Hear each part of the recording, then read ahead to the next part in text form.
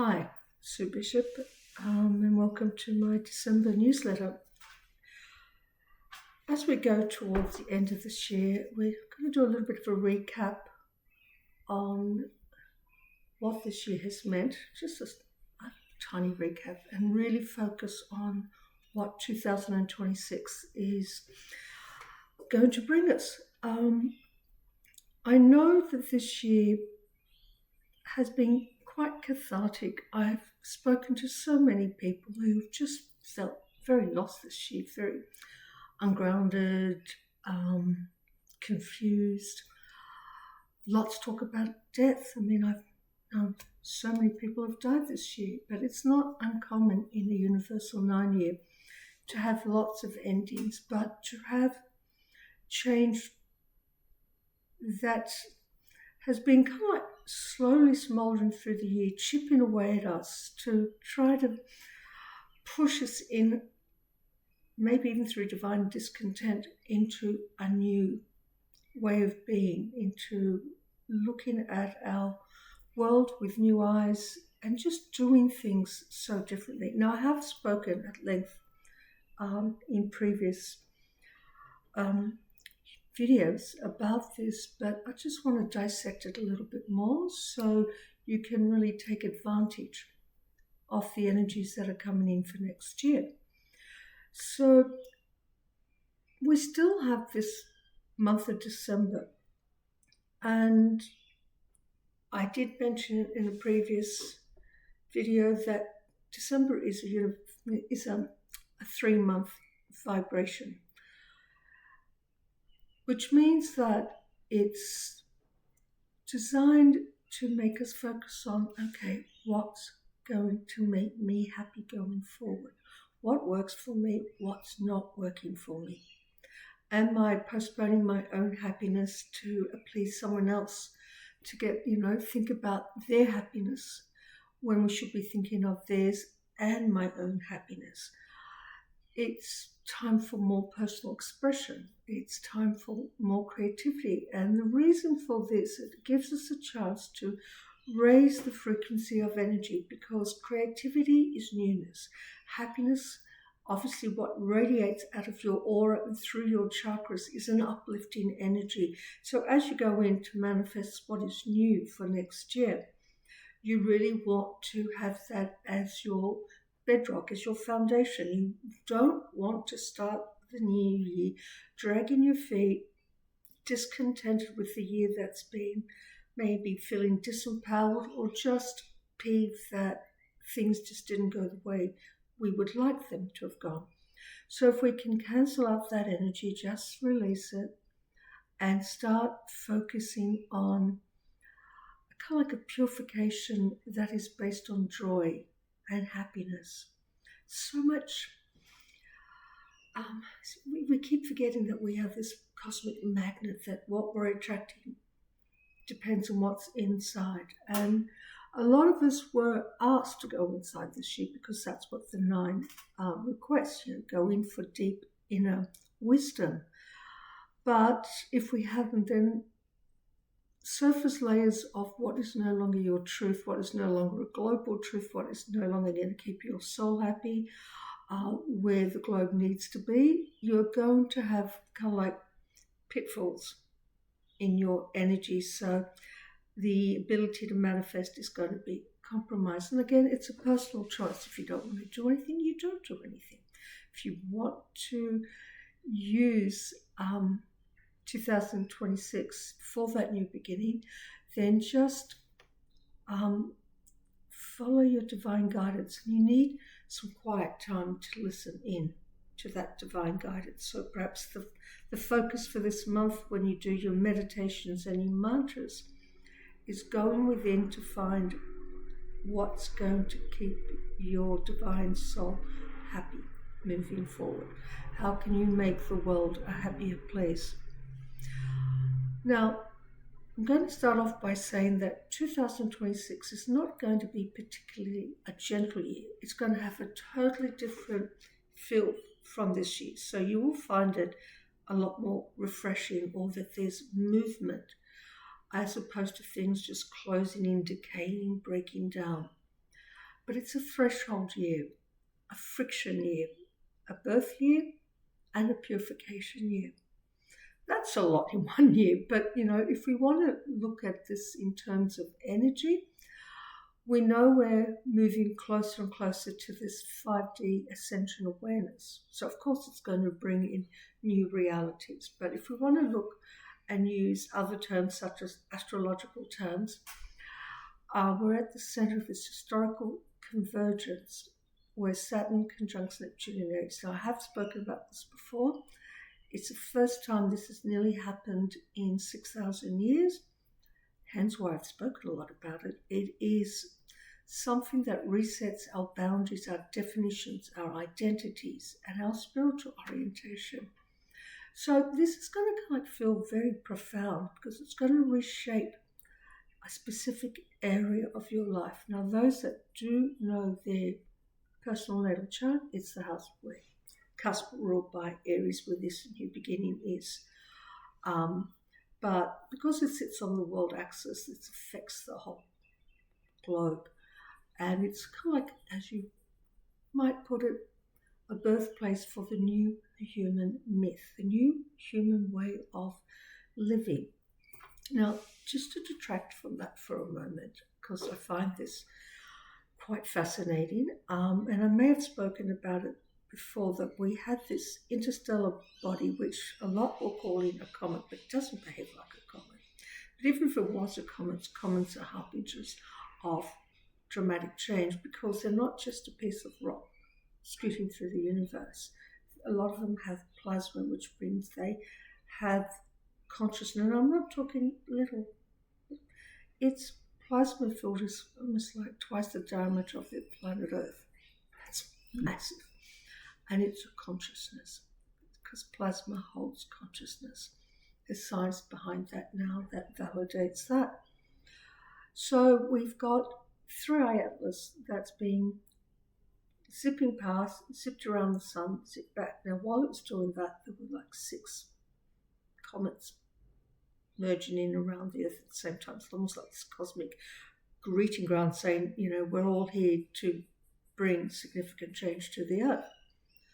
Now, what really caught my eye was that on its way towards the sun, there was this day when there was this huge solar flare and it surrounded the entire interstellar body, 3i Atlas. It's almost like the sun saying, right, you're coming into my neighborhood, we're going to greet, we're going to merge information. And there are videos of that. Stephen Burns, he's a geophysicist, he has a great site, and the video's there if you want to watch it, but just like, you can't just call it random that this flare just comes and wraps itself up. I mean, those flares have to travel quite a bit and bang, wrapped itself around 3i Atlas. So the sun's photons were intermixing with the plasma of this interstellar object, which comes beyond our solar system. Now, some in the metaphysical community were saying, yes, it's here to help humanity, raise our awareness, getting us to the 5D ascension, giving new birth to the Earth. But on its way out, after it did perihelion, which means it just went around the sun and came back out again, another solar flare came up and wrapped itself around it, like you wouldn't read about this. So what is the chances that, the solar flare's done that? So random, so rare, but twice. Usually with a lot of comets, as they go past the perihelion of the sun, actually explode. So this one not only survived and changed colours, which is remarkable, it's changed colours 3 times, but to have solar flares wrap it on its way in towards the sun and on its way back out from the sun. Now, we know that in itself is something to pay attention to, that it's saying that as it whizzes past us, which will be around December 19th, I think. It's got a time to, even though it's at a distance, that plasma, as I said, it's twice the radius of the Earth. It's going to intermix with plasma clouds that we have between the sun and the moon as well. So there's all these bits of parts of the solar system, especially obviously close to the Earth, interacting, communicating. And since it's beyond our solar system, it's bringing wisdom and awareness from outside of what we know. So it's like other worlds reaching out to say, is humanity ready for a gigantic leap forward? Is humanity ready for more dimensional information coming through? So our role as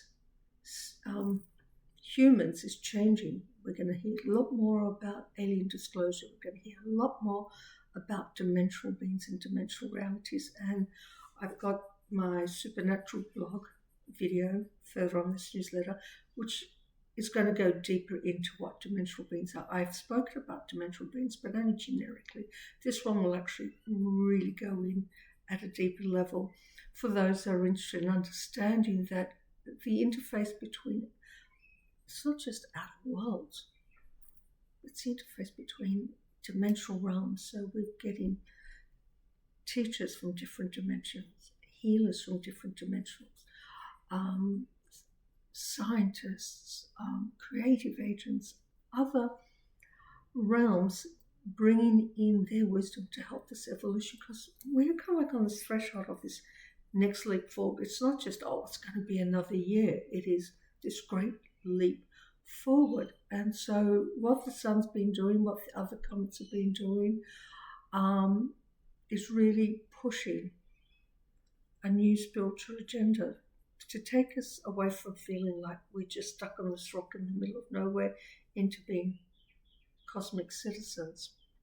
I mean, some of you have been already working with dimensional beings for a long time. Others haven't, but this, on a global level, is going to get a lot more people who have not known about dimensional realities and dimensional beings starting to attune to them, start to have some experiences with them, starting to recognize that the way we get information and knowledge and how we grow isn't just based on our physical biology and what we see with our eyes. So that's happening right when we have this rebirth. Now, we're not surprised that we're having this rebirth. We're in the universal 1 year, which is the new beginning after the endings of the 9. So 1 is a spark, it's a seed, it's a first breath, a fresh path that can't be returned from. It's like the door of what the world was like, what life was like for all of us. That door closes at the end of December. And we shift into this. Now, we'll witness the collapse of old karmic scaffolding, and we'll have this installation of this new dream field. So new architecture is possible. There's new laws, new identity, new spiritual embodiments. And it's a year that we're going to remember as where both matter and myth converge, where spirit and our physical reality merge, where dimensional realms take us into new heights, and when we become aware that there are alien beings that have been working with humanity to help us jump the next leg. Now, how do you redefine reality? It's one of the big headlines for next year. We know that Saturn is formed and we know Neptune is formed, so they're opposing forces. But when the boundary between them dissolves and it recrystallizes to a higher octave. So when you look Saturn, think base chakra. When you think about Neptune, think third eye. Those chakras are really going to be worked.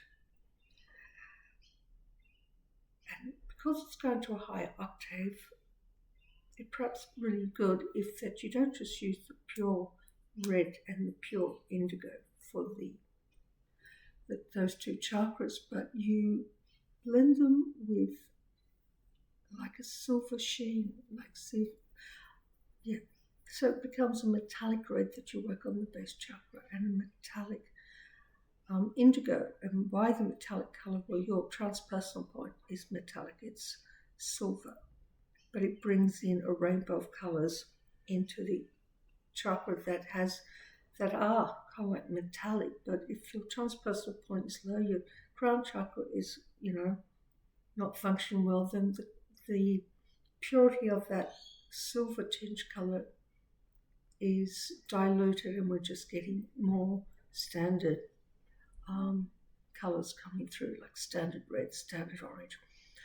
So it's not a year where you just sit back and go, well, I'm being reconfigured, I'll just let the cosmos do it. The more you work with it, the better for yourself, but better for the cosmos, the collective, because when we actively work with spirit, when we actively work our chakras, we are part of that process. We're not just, okay, well, the process is happening, and I'll get some awakenings and this and that. The more you do you, the stronger the messages, the awareness, and you help lift the vibration of the planet.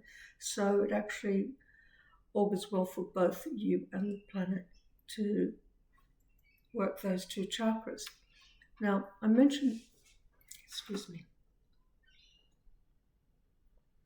that we haven't had this energy for over 6,000 years ago, meant to be precise, 6,360 years ago, or if you want to go down through the timeline, 4,361 BC, which is kind of like a reawakening of civilization after the Great Flood.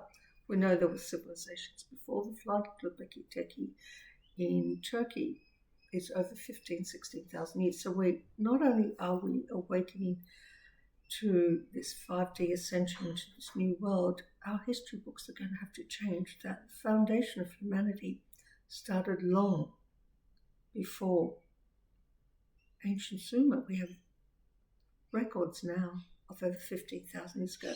And as time goes, we're going to find 25 years ago, 50,000 years ago, they have come and gone civilizations. But rather than having a great cataclysm that destroys before something emerges in rebirth, so we're given the opportunity now to do the rebirthing without a great cataclysm. So let's make the most of it. Now,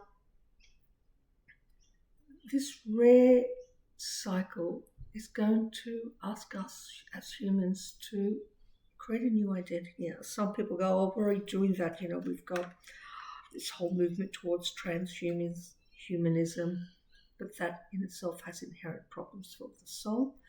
But what we're trying to do with the new identity is to stop thinking about our physical bodies and our physical world as being the only thing that's relevant, that your role as a human doesn't stop as being a human, because you do have a soul, therefore you're a cosmic citizen. And we'll find that technology will help bridge us across to an accelerated world where we can bridge into the cosmos in different ways. Now, we're entering a period where energetically everything's going to move faster, because the one energy is very base chakra, it's very mass-like, it's pumped energy. It wants to assert, it doesn't want to wait for things. It says, move it now, don't wait, because you'll miss opportunities, or you'll just get stuck in what is old. Now, this moving faster then means technology moves faster, information moves faster, the world's infrastructures change quickly, spiritual awakenings move faster, and political and economic forms have to change. Now, we may see a lot of significant changes in the political structures going forward, especially some top-up figures.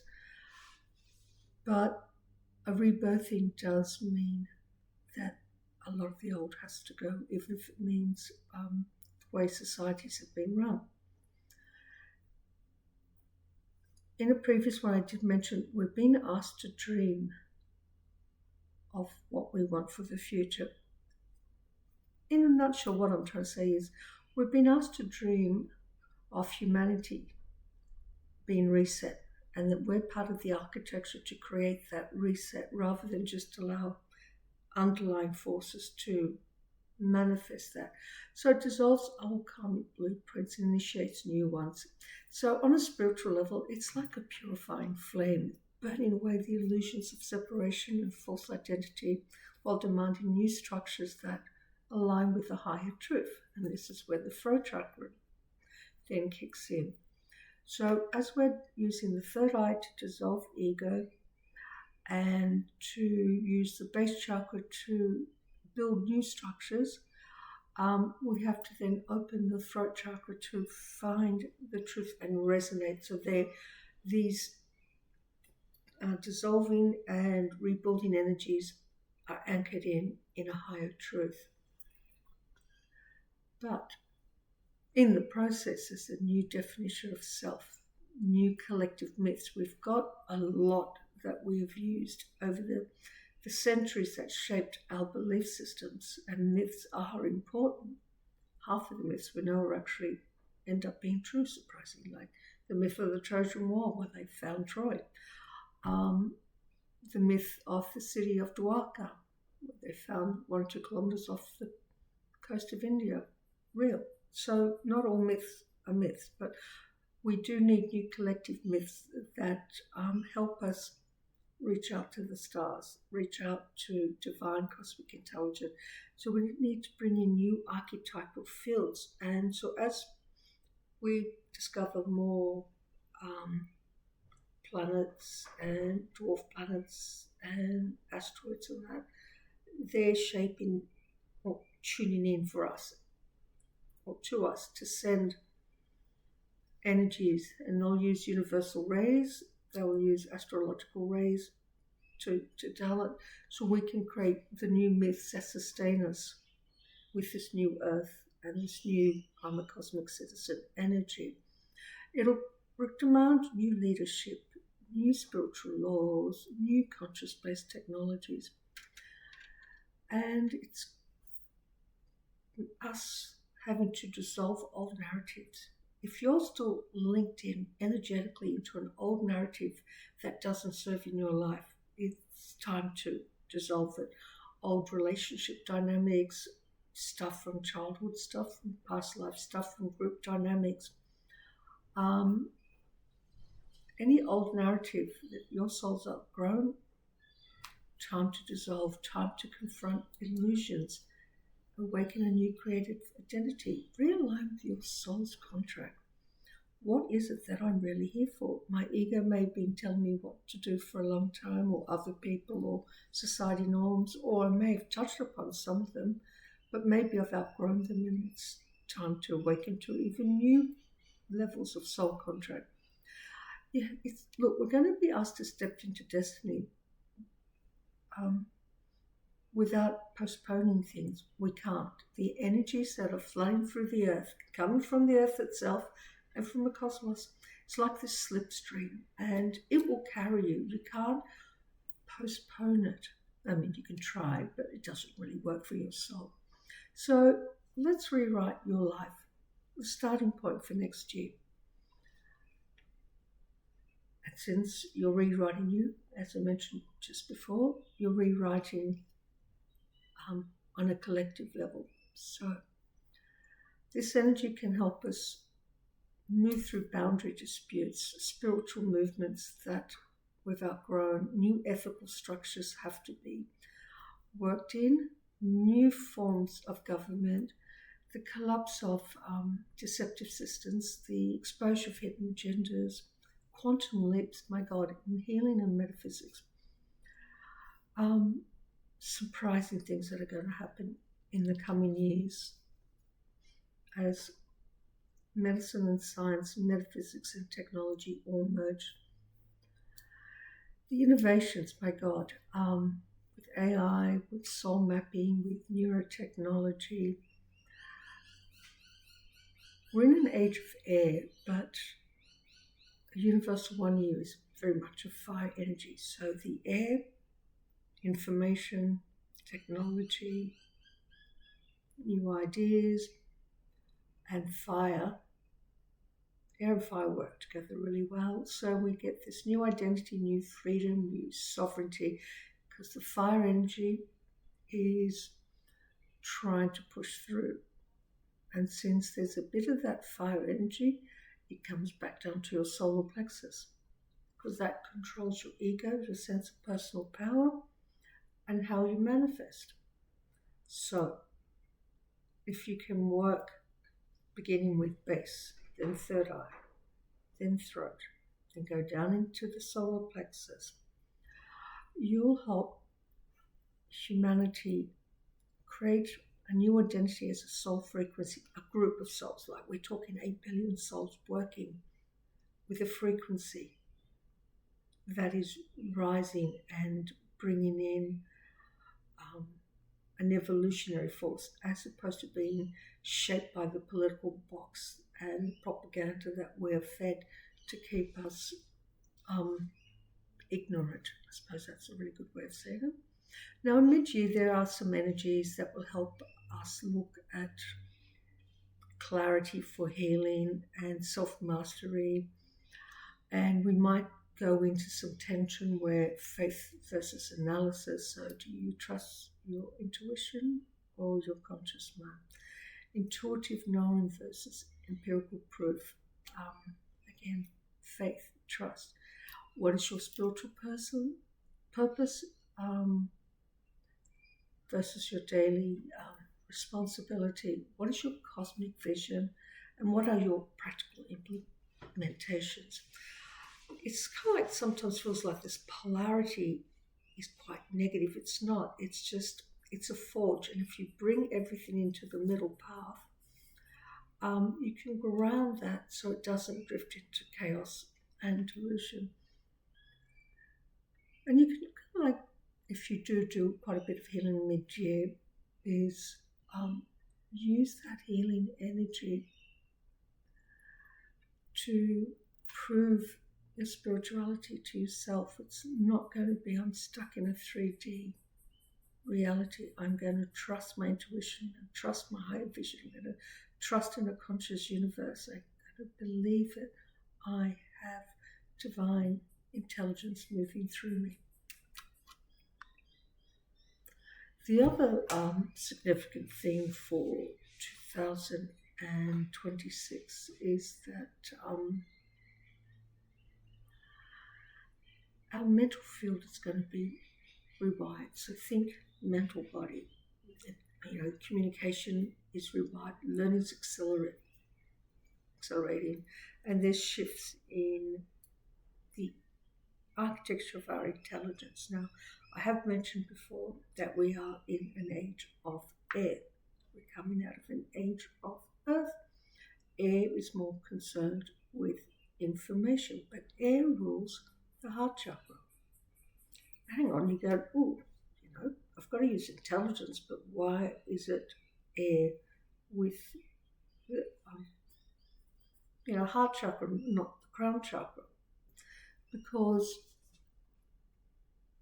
intuitive intelligence is really potent, and the heart chakra has the strongest magnetism. So we want to have the intelligence coming from here override rational, not override, so to speak, work with it. Because if you do intuitive intelligence and rational intelligence, and you blend the two together, you get creative intelligence.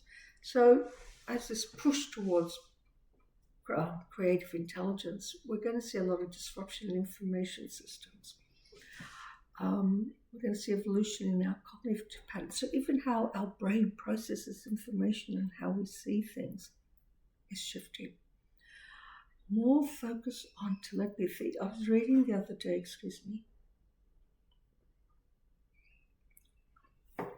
that Elon Musk, with his work on neural transmitters to help people that can't walk and things like that, they've been evolving these transmitters to the point that they now get two people in separate rooms, one sending thoughts, and they're both hooked up to this transmitter, but in separate rooms, so to speak. And the other one can say aloud what the other one's just said. So that's use of technology for telepathy. Now, on a spiritual level, we'd rather do it by activating our third eye ground chakra. But technology is starting to do what was purely in the realm of psychic work. So new levels of intuitive and telepathic communications. The upgrade to the nervous system sensitivity. Now, I've been having some strange upgrades in my body in the last month or two, and perhaps some of you have felt this too. And it feels like little ripples of energy just coursing through my body. It's almost like there's a little snake walking around in my body. But it doesn't feel full electrical, like, oh my God, you've got motor neuron disease. It's like this energetic pulsing through my body. And it's working to upgrade the nervous system. It feels really strange, but it's been happening off and on for the last few months. We'll have new ways to interface with consciousness and AI, and we're going to, as I said before, move more into multidimensional realities. Therefore, think multidimensionally. We're not going to be thinking 2D and 3D and how we find solutions and how we deal with things. We're going to be thinking multidimensional. So can you imagine these new generation of kids that are being born into this energy, how they're going to be so different because they are going to be thinking multidimensionally naturally from the get-go. So the technologies are moving rapidly, but on the positive, if we don't look at the negative part of technology, because there is always problems with AI and technology, but if we look at the positive, the mind becomes a vehicle for spiritual awakening using technology. The other energy, it's been around for a few years, it's still going to be around until 2043, is the mutation of humanity. I don't mean mutation in a negative sense, but it's going to bring social upheaval, technological revolutions, our communities will transform, collective intelligence will start to get more and more groups getting together and working collectively on an ideal new vision, new activities. It's not all about society being fragmented, everyone just going about their lives, thinking about themselves or their family, but not thinking in terms of I'm still part of something bigger, that I should work with groups so we can manifest things for the world. And there's going to be a tendency to want to break away from authoritarian structures and movements towards freedom. But part of that freedom is that we think our own personal freedom is the epitome of freedom, but collective freedom is vastly more important. You can be an individual and you can still be part of the collective and you can still have freedom.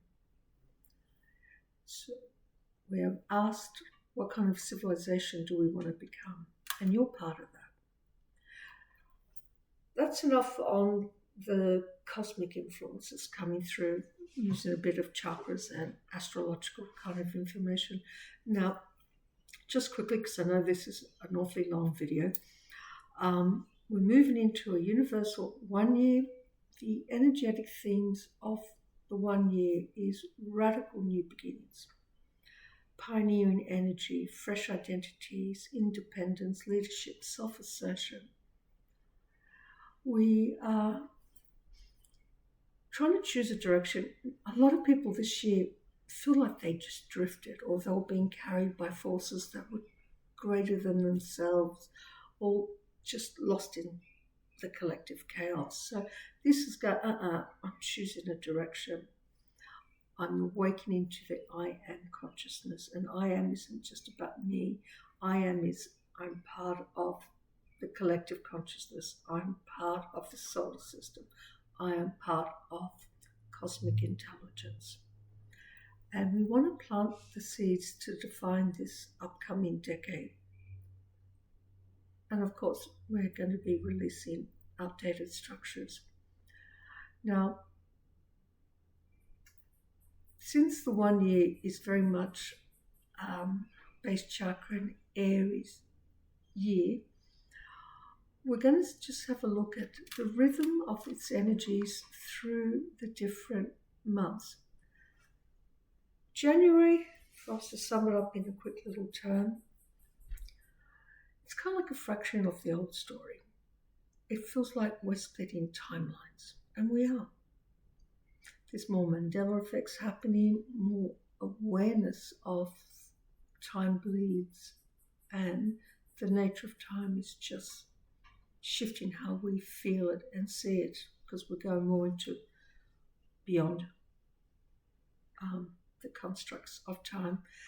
And, you almost feel a cellular intuition that something large is approaching, that something that's not understood intellectually.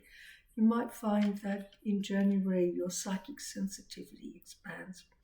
You release exhaustion. You might need more me time, as in solitude, to really focus on the beginnings you want to create. You might start to sense unseen currents. Dreams might become a lot more prophetic.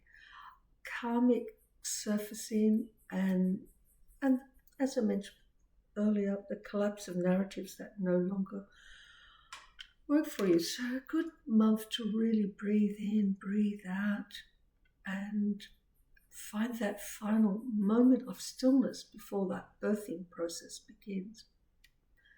February, I'd like to call this month kind of like a softening of the ego shell. And egoic boundaries can soften. Old ambitions dissolve. Internal resistance can weaken. And you might feel disorientated, foggy. A lot of people have had a lot of fogginess this year too, but that might continue just into February. You might find your spiritual calling. Start to question existence and get amazing intuitive bursts. And you might find it hard maintaining, old roles. March into March, things start to really ignite. During this period, you might feel like quitting your job. You might feel like ending a relationship, changing paths, shed illusions, awaken more spiritually, receive your new calling. So your identity is being born, but the old one is still dying out. Everything when we talk in energetic things is kind of like a wave comes in, the other one recedes, but they cross over before the old recedes. April, mass initiation month. Again, we're moving into more identity dissolution and reforms. A lot of karma's being burned if we're doing the work. The collective illusion that we've lived under for a long time, that's collapsing. And false spiritual teachers can be exposed during this as new ethical frameworks are being implemented. Boundaries will shift. New forms of metaphysical teaching arises, and that will come because it's not just working with spirit guides and some angelics for your teachings. It's welcoming dimensional beings, and for some, even physical aliens, but the dimensional beings that will give us a rise in metaphysical teaching. And because we will see things differently, because we're seeing things from a multidimensional perspective and working with the energies that they can lend us, they're kind of like stepping in to raise our vibration. Yeah? once upon a time, you might have had some angelics if you asked for them in your spirit guides, or just from what you read and doing some spiritual practices, and that took you up to here. But now these guys are coming in to saying, we're shaping your future with you. We are stepping in to help you. And so through their energies, their teachings, our psychic abilities are going to work slightly different. We're going to see a lot more telepathy, for example. The veil between the worlds starts to thin. Normally we only get that thinning when there's eclipses and full moons, but it'll be happening more, and the new spiritual laws will start to be implemented. So it's a new mythical cycle, the divine cosmic fires, and are going to be used to help release not just personal karma but collective karma. A lot of people don't want to work collectively to deal with collective karma because they're busy working on their own and think that's quite overwhelming, and for a lot it is. But if we could spare, even 10 minutes a week to focus your energy on helping dissolve collective karma, it's good for the planet, it's good for humanity. May I like to term this more like an integration after the storms. So it's a quieter energy through May, and you may feel like, you are reorganizing your life. There's a re-anchoring. You're more comfortable with this new identity that you're creating, or it's happening at a collective level. You'll be able to understand the spiritual messages with more clarity and feel like you're more embodied as a soul. And reality will start to appeal differently, but that's because you'll become different. June is a crystallizing and a testing month, so more clarity, more coherence, but that also surrendering just that little bit more of the old you, because it comes in layers, it just doesn't happen in one hit. So will you really work with that spiritual awakening, that 5D dimensional ascension, the new earth, or you fall back into old unconscious patterns? Health themes can appear, collective systems may need to go into repair.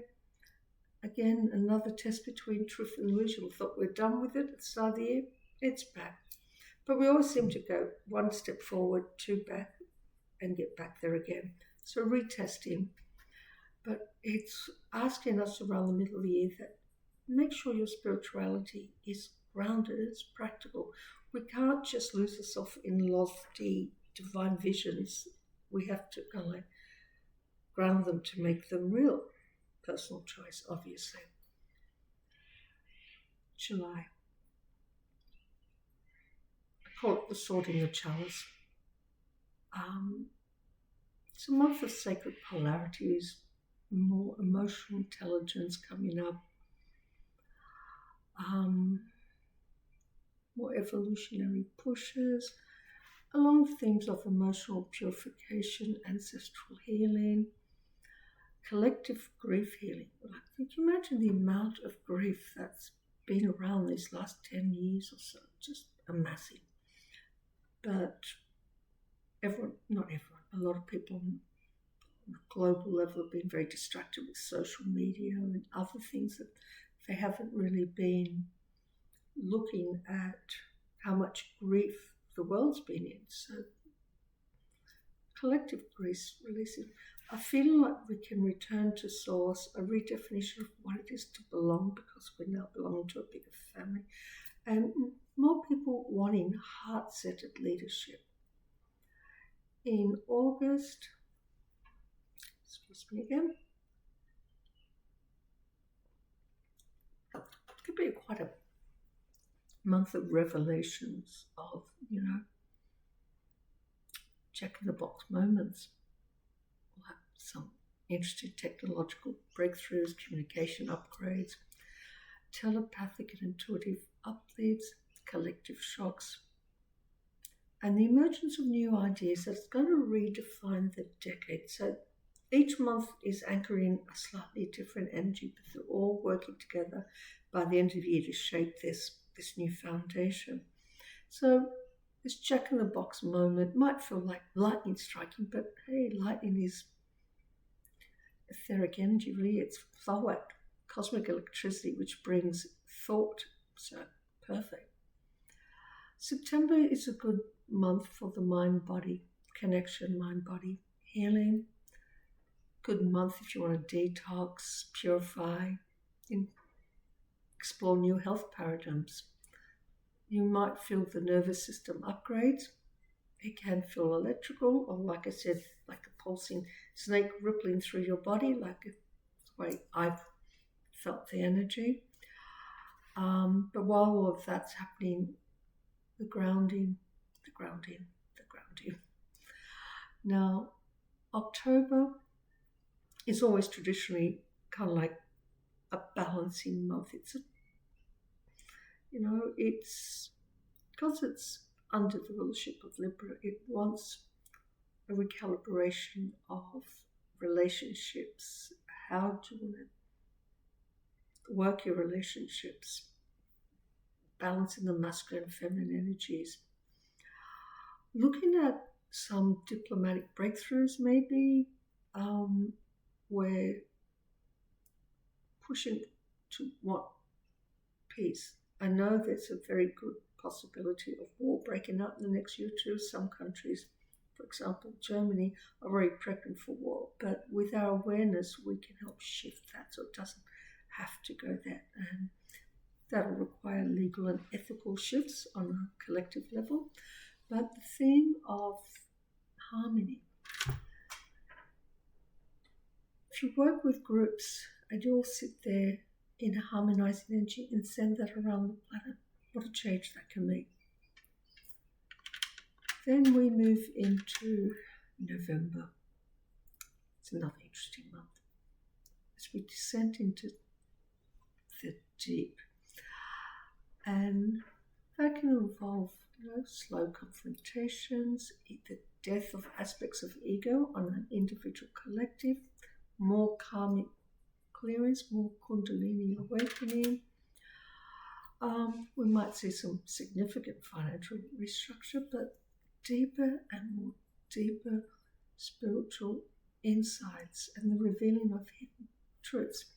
Because it's kind of like a journey into the underworld, and the underworld is a place of evil. It's moving into the depths of your shadow self and into the collective shadow and dissolving what needs to still be purged. So it'll do its trick. And finally, December is like the Phoenix Rising month. If we've worked those positive energies, then we'll have this renewed optimism, new philosophical clarity, new directions for 2027. But the collective vision and spiritual mastery that we've been working on through the year can come to fruition. Then it's carried into 2027, which is a 2 energy sets all. On the positive, we're going to peace and harmony, people help each other, diplomatic solutions. In the negative, it's the breakdown of relationships, the breakdown of diplomacy,